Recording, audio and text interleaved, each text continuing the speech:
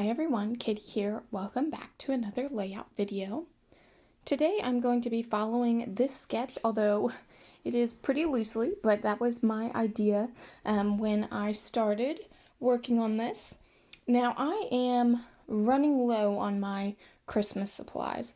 I am almost to the end of scrapping my Christmas pictures for this past year. I did my December daily project, and I've just used quite a bit this year, so I am using my very last background paper from the Christmas collection from Echo Park, and I recently got this 6x6 pad called Warm and Cozy, also from Echo Park. So I'm going to use that to build the layers on this red and white striped paper. Now, it will be very busy, but I kind of like that. There's always something different to look at and see. So I do end up cutting these 6x6 papers to create those layers, like I said, and I'm just kind of nestling them together, seeing what I like, how I can kind of make it like the sketch, although I chose the sketch just because it had one horizontal photo and one vertical photo, and that is what I had from my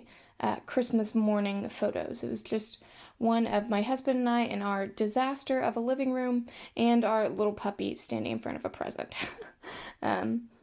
So I'm putting these together. I'm thinking, wow, okay, well, I kind of like it. It kind of goes with the sketch, but also it's kind of, really busy. There's a lot going on, but I decide, you know what? I'm just going to go for it. So I mat my photos on just this craft cardstock that I have. I didn't want to add any new colors or anything else that would be busy going on in the layout. So I just chose this neutral cardstock.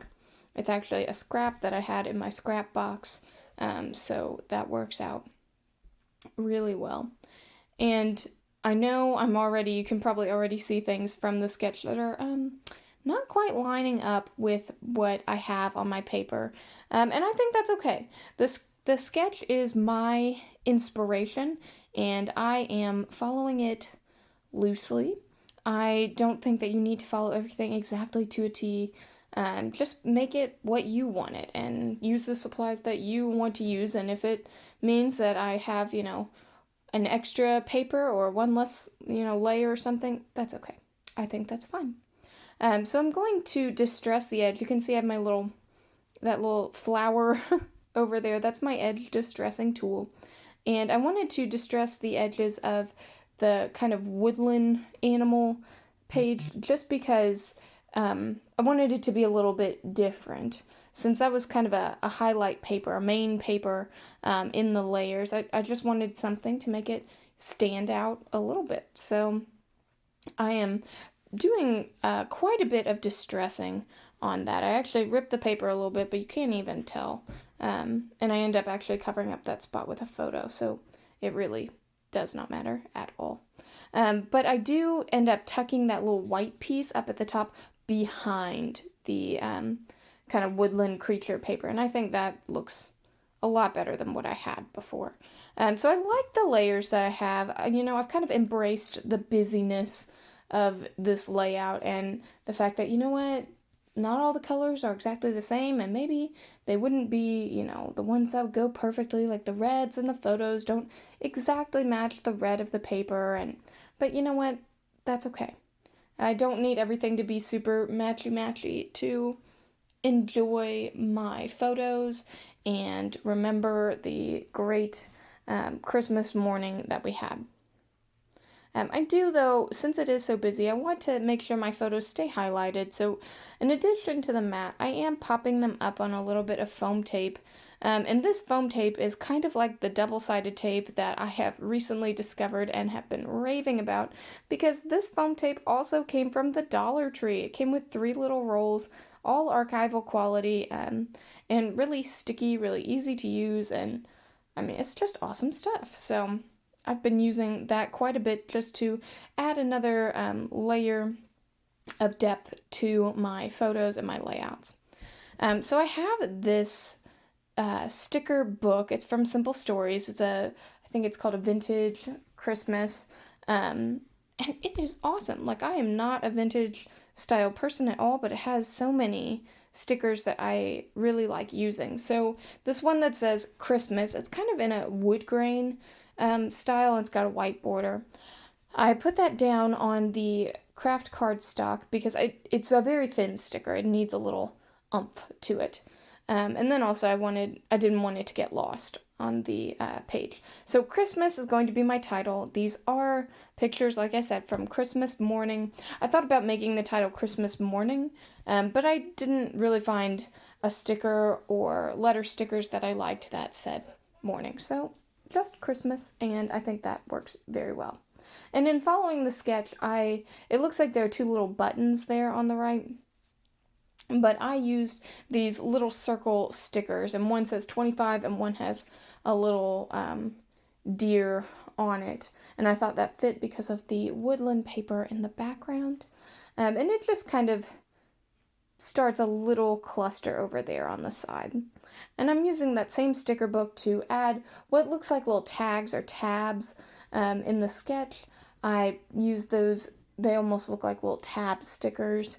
One says Christmas, oh my goodness, they both say Christmas magic. Oops, I just realized that. Well, it was a magical day. So double the Christmas magic there. And I do, again, pop up the title Christmas on that same foam tape. It just gives it a little more oomph so that it can stand out a little more. Now, I still have my box full of embellishments, although my pages of stickers are starting to get a little low. But I use these Echo Park Cozy Christmas puffy stickers to add a little present over there by the title and some little sprigs of holly leaves on either side of the title. I thought it kind of went with the background papers that are, very woodland themed, and then, of course, the presents for Christmas. Now, I love this kind of, it's almost like a rose gold or coppery gold metallic washi tape, and I wanted to put it right on top of the little snowflake wood grain paper to make just a little border. Again, just kind of standing out.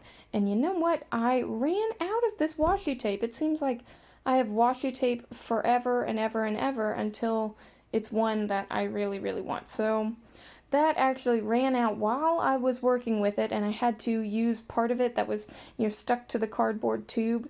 But it worked out because I ended up using this teeny tiny double-sided tape I have. It's only 1/8 of an inch. And I put a little bit on the back of that, and I was able to make it work. So I did have my last little bits of gold shiny washi to outline the brown snowflake wood grain paper. Now I'm thinking I want a journaling box. There is no dedicated journaling box on the sketch, but I thought rather than do the big kind of stitched circle that is in the sketch, that's where I'm going to put my journaling box, because I definitely want to, write a little bit about this day and, preserve my memories that way. So I use, again, that same khaki cardstock, and I use the grid mat that I work on top of, and this awesome Thickers ruler just to create some straight lines to write a little bit about our Christmas day. And I just said that, it was such a great Christmas. We enjoyed it with our puppy. This was our first Christmas with our pup, and we loved watching him play with all his new toys, and we ate cinnamon rolls and enjoyed opening gifts from each other, and it was just a very nice morning. So that's what I just write a little bit about there in my journaling box, and this one I do not actually pop up on any foam tape, but I do use the double-sided tape. The this cardstock, it has a bit of a different texture, as I'm sure you've worked with stuff similar before, and I just wasn't super confident that it was going to stay down if I used my mounting squares, so double-sided tape, we know it's not going anywhere. Now I have this baker's twine, it's black and white, and I tie a little bow out of it. I thought it would just create a little bit of texture and a little something extra, and I glue it right up there at the top of my journaling box, and I put that other Christmas magic sticker there at the top, just again creating a little cluster. I have these little sprig stickers from an old paper house puffy sticker page, and I put those on either side of the bow, and they're kind of hard to see, I guess, in the video, but I think they look really cute. I like that little touch.